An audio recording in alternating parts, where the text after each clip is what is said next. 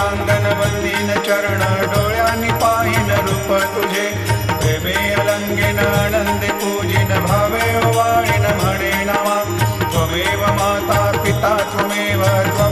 बंधु सखा त्वमेव विद्या द्रविणं त्वमेव